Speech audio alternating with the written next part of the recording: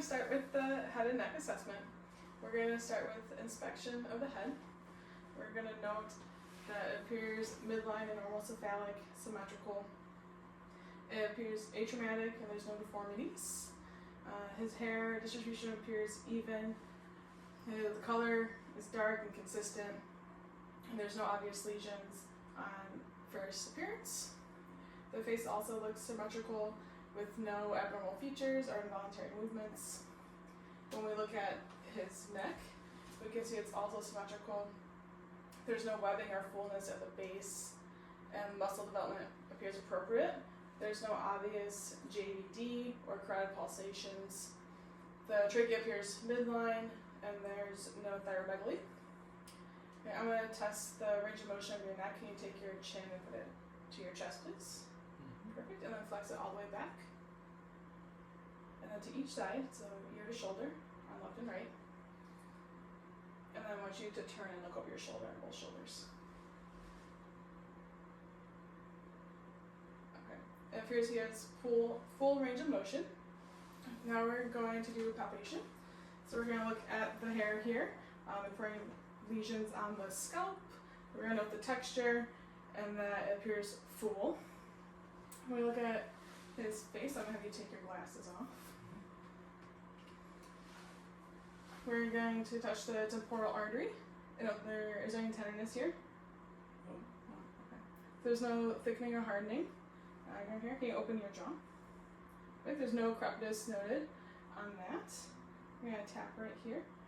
There doesn't appear to be any type of neuroexcitability related to low calcium levels when we tap on his jawline there. We're going to assess the salivary glands. So we're going to do the parotid, submandibular, and sublingual. We're also going to do the lymph nodes here.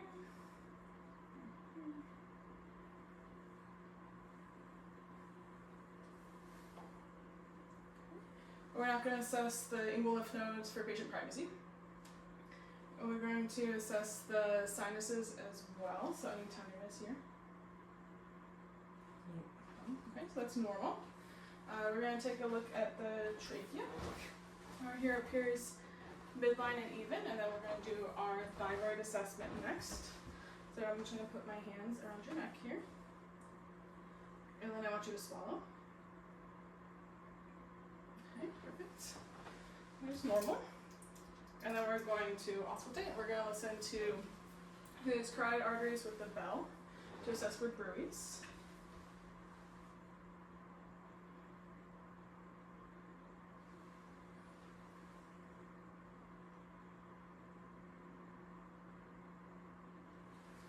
Okay, there's no bruise, which is normal, and we're not going to auscultate the thyroid gland because it's not enlarged.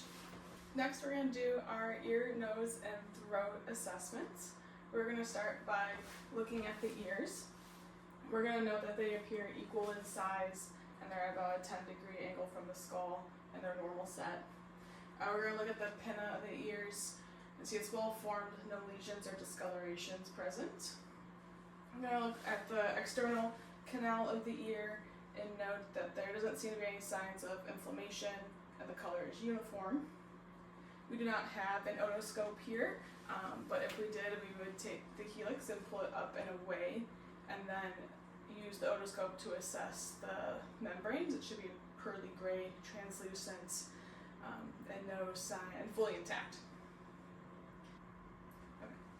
So then next we're going to do the hearing assessments. So I'm going to whisper in your ear. I want to tell you what you hear. 1, 2, 3. Okay, and then we'll do the same on the other side here. 1, 2, 3. Okay, so that is normal as well. Next, we don't have a tuning fork, but we do the Weber and the Rhine test. So in order to do the Weber test, we would activate the tuning fork, place it midline on the skull, and it should be heard equally in both ears. To do the Rhine test, we would again use the tuning fork, activate it, and put it on the mastoid process. Once the patient stops hearing the vibrations of the mastoid process, you bring it in front of the ear, and normal would be that air conduction is longer than bone conduction. Next we go to the nose. Make sure they're both pated, so you can cover one nostril and blow out. And the same on the other side. So they both appear patent and equal. We would look at the mucous membranes, make sure they're pink and moist, that the septum is midline, and that there's no rhinorrhea. There's no obvious perforations or lesions as well. And as we move on to the throat, I'm going to say ah. And just open it wide. I'll probably use a light to further assess inside. We would note that the lips appear pink and symmetrical. The mucous membranes are also pink, moist, and without lesions. The gingiva is also pink, no hyperplasia there. He has all of his teeth are intact, none are missing or appear to be chipped. The hard and soft palate are also intact. The uvula is midline and raises symmetrically. The tongue has no deviations or lesions present, and that overall the floor of the mouth appears moist with no lesions.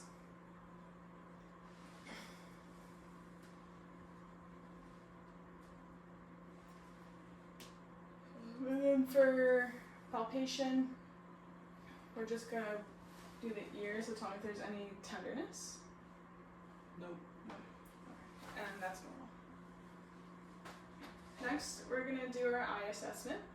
We don't have a Snellen chart here, but if we did, we would have the patient stand 20 feet away from the chart, cover one eye, and read the lowest line on that chart.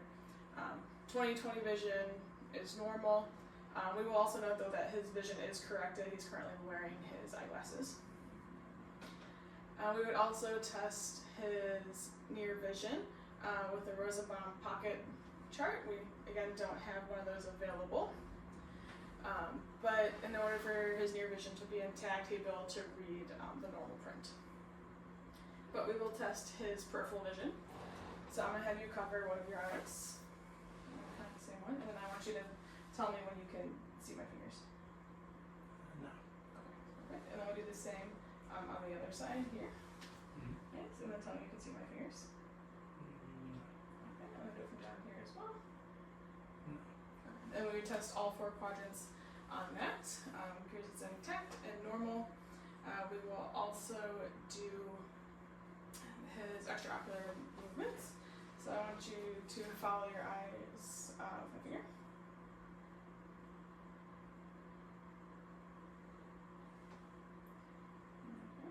Okay. That appears normal. They're intact. The tests are ocular motor, trochlear and abducens cranial nerves. We'll also do an inspection of his eyes. His eyebrows look full, intact, and normal. We'd also take a look at his eyelashes. They appear also full and equal bilaterally. We would notice that there doesn't appear to be any lesions or edema. And next we would look at his lacrimal apparatus. There doesn't appear to be any redness or swelling in that area. His conjunctiva within his eyes appear to be clear, moist, no obvious signs of inflammation or infection. His corneas as well are also clear. We don't have a cotton wisp here, but if we did, we would use it to put it by his lower eyelid to check his cornea reflex.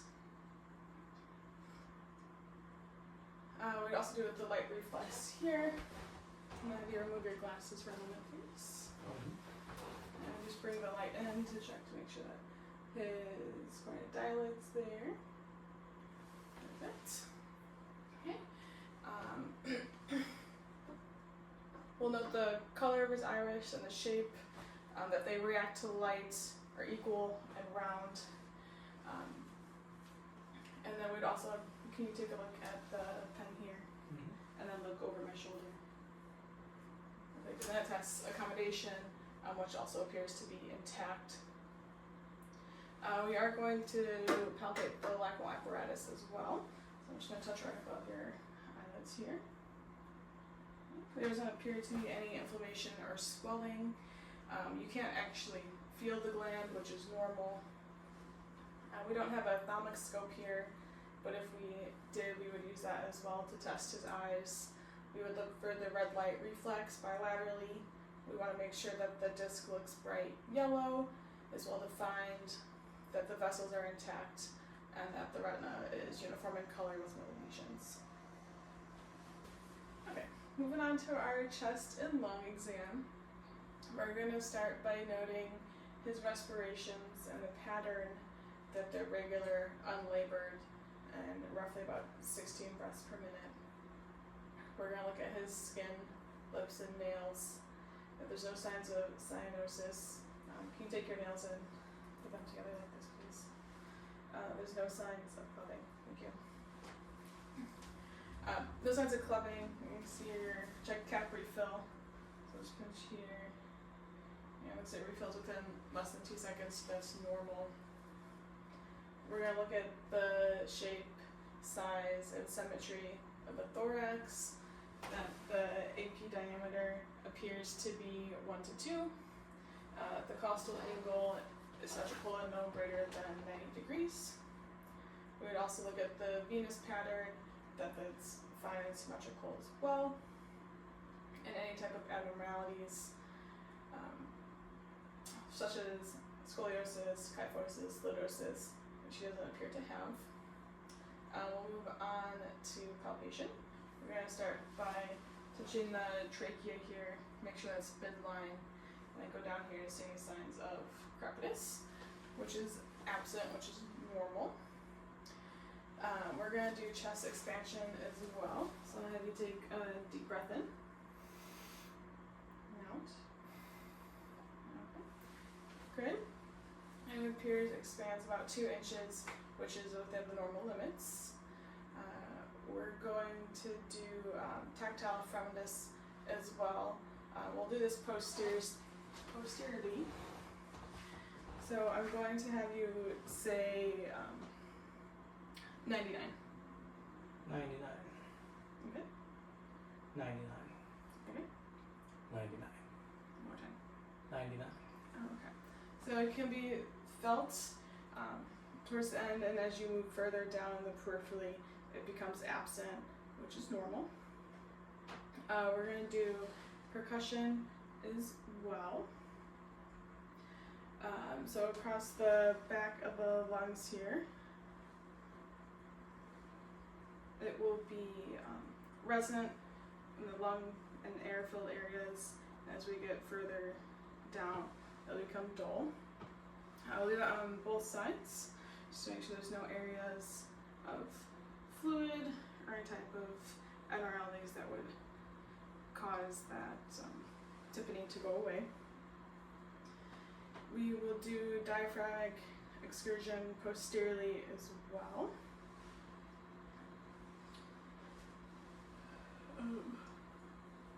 There, take a deep breath in. Out.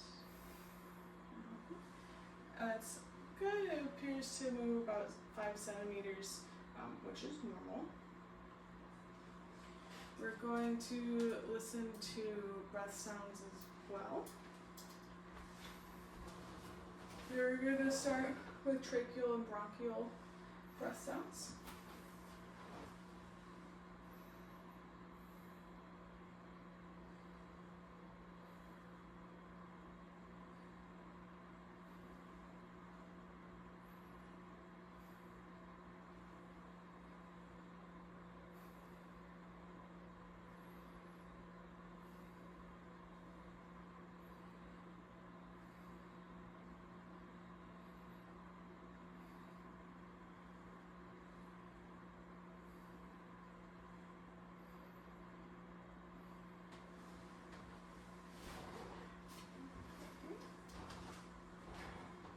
We're going to listen in the back as well to the scapula at the first and second intercostal line.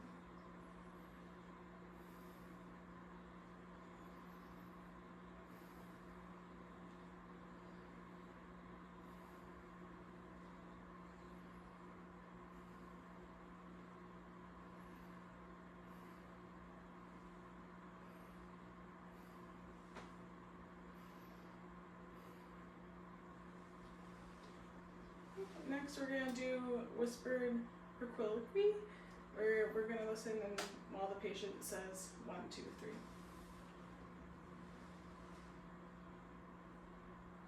Say 1, 2, 3. 1, 2, 3. 1, 2, 3. 1, 2, 3. 1, 2, 3. 1, 2, 3. 1, 2, 3. Okay, and it sounds muffled through the stethoscope, which is normal. Next, we're gonna have the patient say 99. 99. 99. 99. 99. 99. 99. Okay, that is also unclearly heard, which is normal. And last, we're gonna have the patient say E. E. E. E. E. E. E.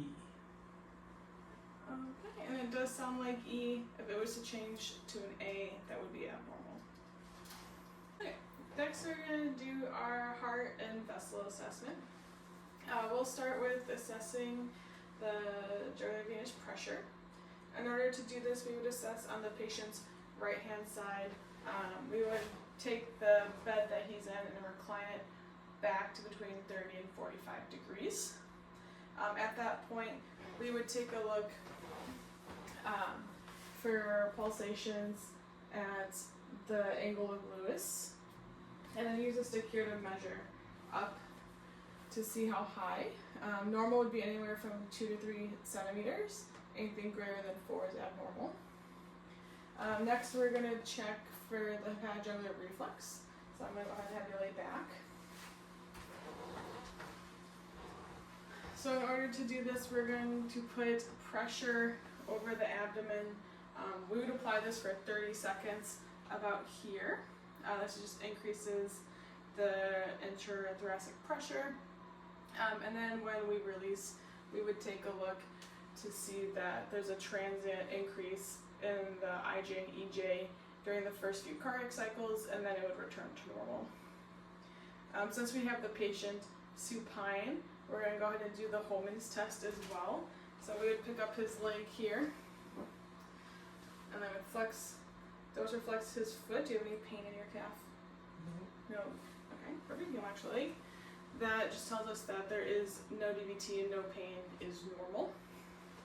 You're going to sit back up now. We're going to move on to inspection. Again, we're going to look at the skin, the lips, and the nails to make sure that they're pink, moist, no cyanosis. We already tested our cap refill and our clubbing, which we know the clubbing was absent and cap refill was normal. Next, we're going to do inspection as well of his pericardium for pulsations. So we're going to look first at the right sternal border, second intercostal space at the thoracic area. Next you go to pulmonic, which is second intercostal space, left sternal border. Right below that would be Erb's point, which is the third intercostal space, left sternal border. Tricuspid is located at the fourth intercostal space, left sternal border, and then mitral is fifth intercostal space, midclavicular line. When we look, we want to make sure there's no pulsations over those areas. And then also at the apical index, that if there's any visible pulsations, that would be no more than 2 centimeters. Although he's wearing a shirt, we're going to assume that it is off, and if those are absent. Next, we would do a palpation over those same areas to make sure that there's no heaves or thrills.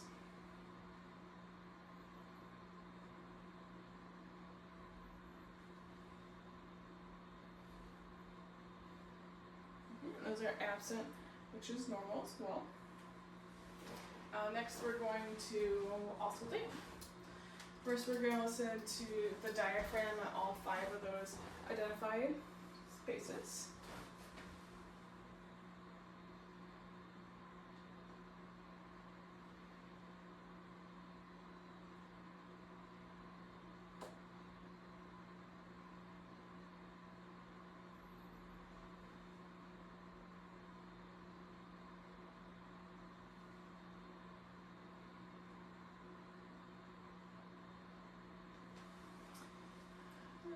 And then we can hear an S1, an S2, the S3, S4 are absent, which is normal.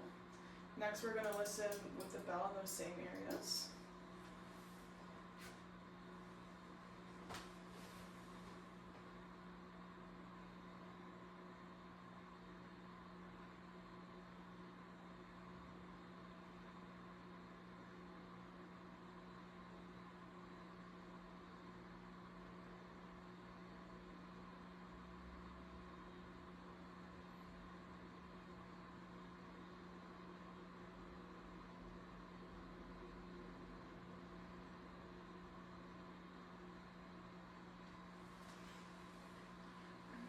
And there's no murmurs or extra heart sounds, which is, again, is normal. Okay, to finish up our vessel assessment, we're going to again look at his skin color, look for any lesions or edema in the periphery, which we can see here is absent. Next, we'll palpate his arteries, so that includes the temporal, carotid,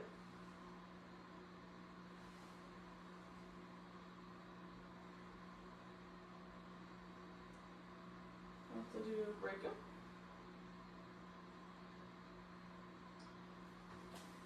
and we'll do radial, and ulnar. We would also go down and do popliteal, dorsal pedis, and posterior tib. And then we're also going to do the Allen's test. We'll do it on this one since he has his watch there. I'm going to make a fist. We're going to put pressure here to include both the radial and ulnar arteries. And then I'm going to have him open up his fist and remove pressure there. And then as we can see, his hand color returns to normal, which tells us that his ulnar artery is intact and it's safe to place a radial art line on him. Okay, so we're going to do our abdominal assessment. Now we're going to have the patient lying flat. We're going to first look, do some inspection. We're going to look at the skin color, make sure it's uniform, that there's no bruising on the flanks of the umbilicus, which would denote a great Turner sign or a colon sign. We look for the venous pattern, and there should be none visible. Look for any scars or lesions, as well as the contour of the abdomen from the side. Make sure it's flat and symmetrical. We look for any type of motion. There should be no visible pulsations, but there may be a slight movement with respirations, which is normal. We'd also look at the umbilicus, make sure that it appears midline and there's no hernias present. After that, we would go to auscultation. We're going to start by listening for bowel sounds. I'm going to use the diaphragm or stethoscope.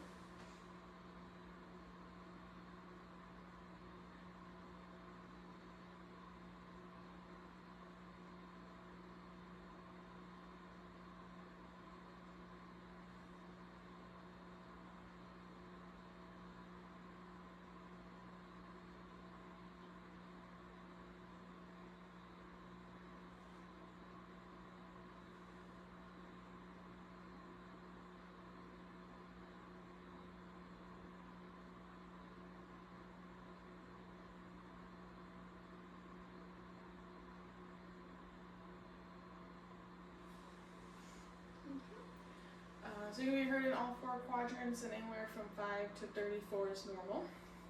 Next, we're going to listen for vascular sounds. We're going to use the bell of our stethoscope. We're going to listen at the aorta.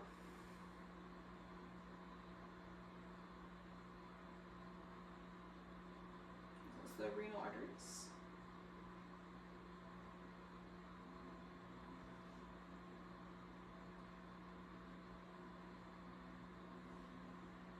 Iliac.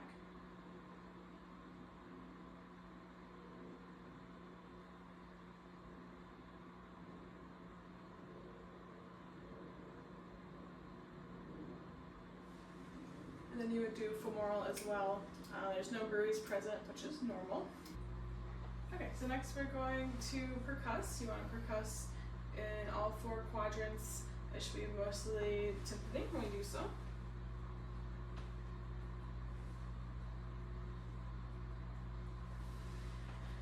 Okay, you also want to percuss for the liver.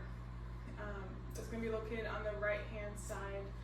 For the upper border, it's assumed that it's below the nipple line, but we'll percuss from the lower border up.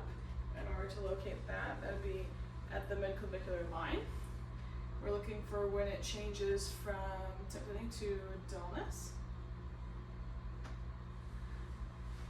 You also want to do the liver descent test.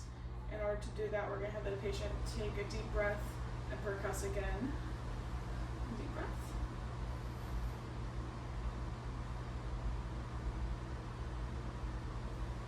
Okay. So during that, the liver should descend 1 to 2 centimeters down from the original border. We also percuss for the spleen on the left. It's going to be at the 11th intercostal space on the anterior axillary line.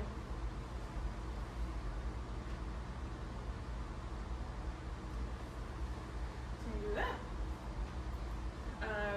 Normal would be negative, mostly tympanic, where if it was enlarged, you would hear more dullness with that test. You also want to do the fist percussion for the liver. It's going to be at the 12th rib with the ulnar edge of the hand.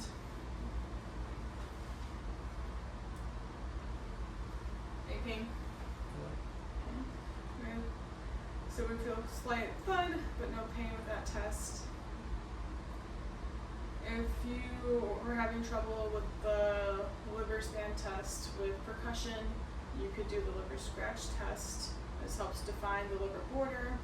You would use your stethoscope and listen over the liver as you scratch up at the midclavicular line. And once you get to the lower border of the liver, the sound will become louder. You also want to test the abdominal reflexes. In order to do this, you would do the upper and lower abdomen, where you would make a sweeping motion and would expect to see the umbilicus move towards that stimulus.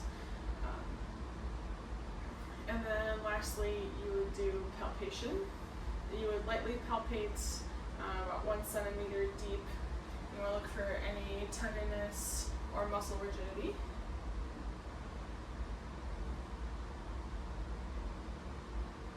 You would also want to do deep palpation, which is anywhere from 5 to 8 centimeters. This is more so looking for masses.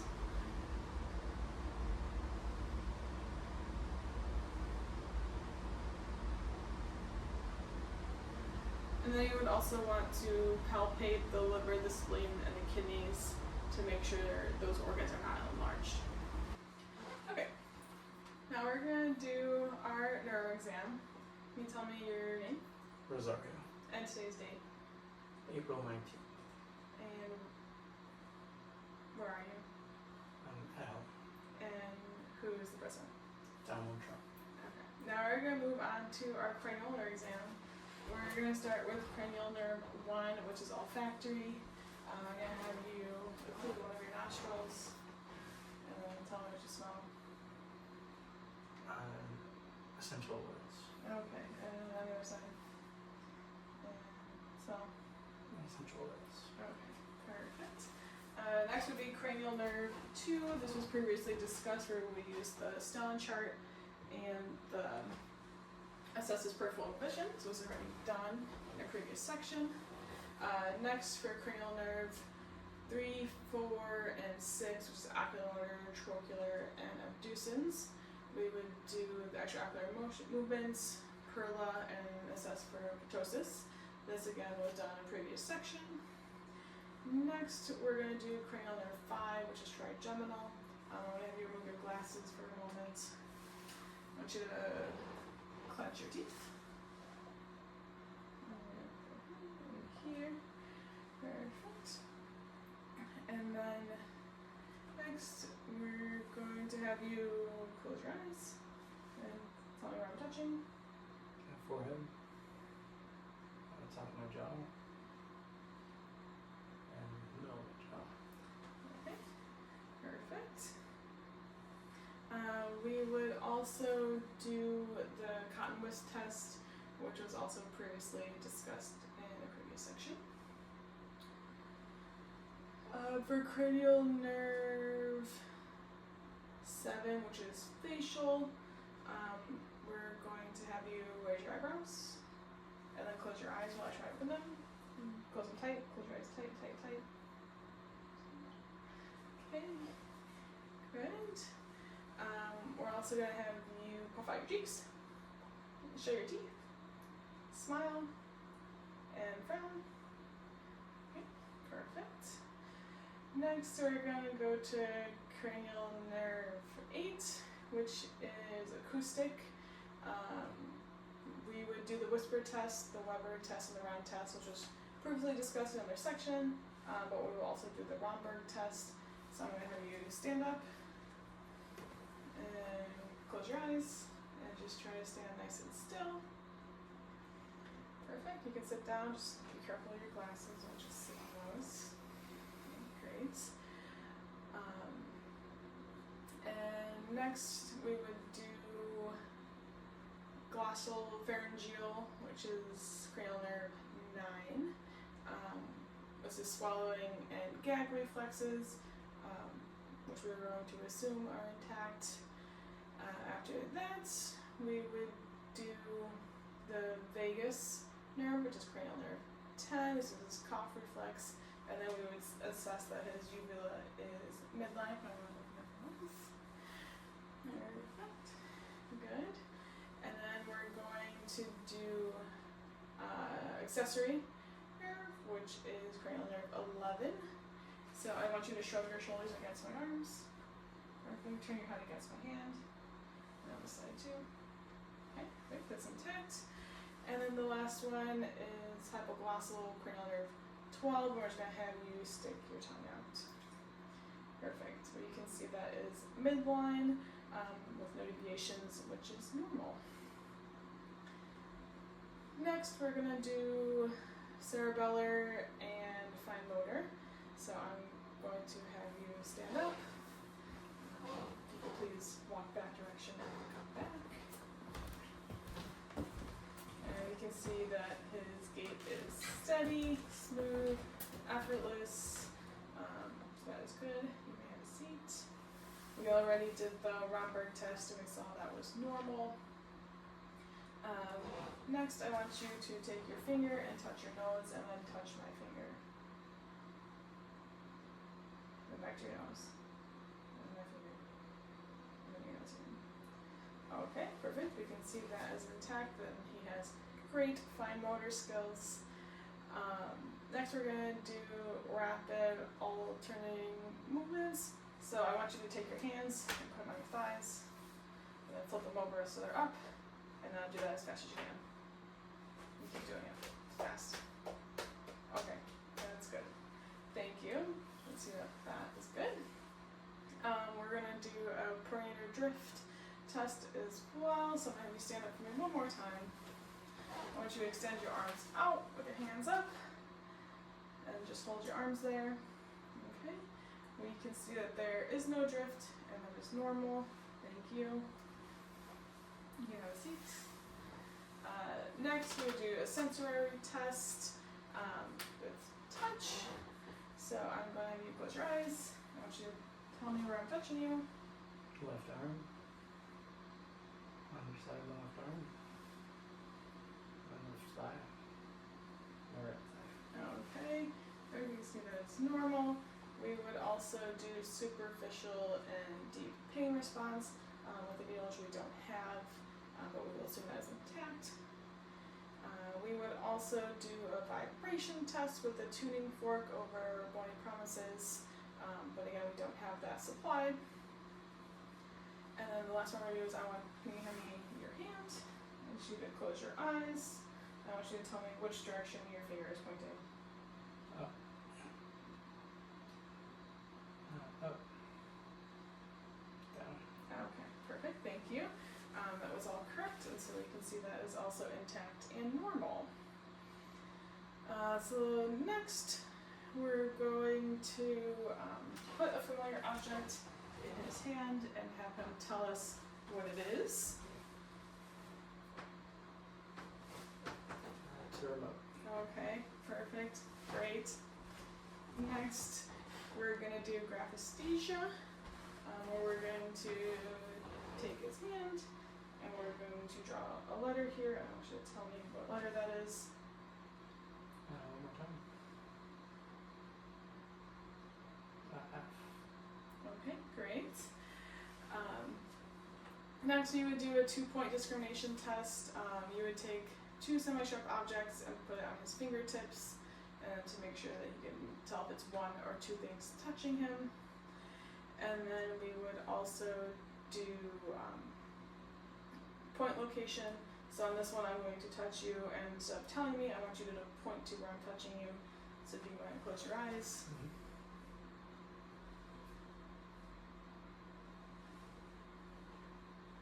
Okay, perfect. And then last, we're gonna do muscle strength. So I want you to pull up against my arms. Perfect. And then push down against me. Perfect. And then we would do the same for his lower extremities as well. His strengths are 5 out of 5. Next, we're going to go over the reflexes, deep and superficial. We don't have a reflex hammer, so we're just going to talk through them. For our deep tendon reflexes, we would check the bicep reflex, which you would expect to see the contraction of the bicep muscle. You would also do the brachioradialis reflex, where you would expect to see forearm pronation, and then the tricep reflex, where you would expect to see contraction of the tricep muscle and elbow extension. We'd also do the patellar reflex, where you would expect to see contraction of the quads and the lower leg extending. And then the Achilles reflex, where you expect to see contraction of the calf muscle and plantar flexion of the foot. For the superficial reflexes, we already discussed the upper and lower abdomen reflexes with the abdomen assessment.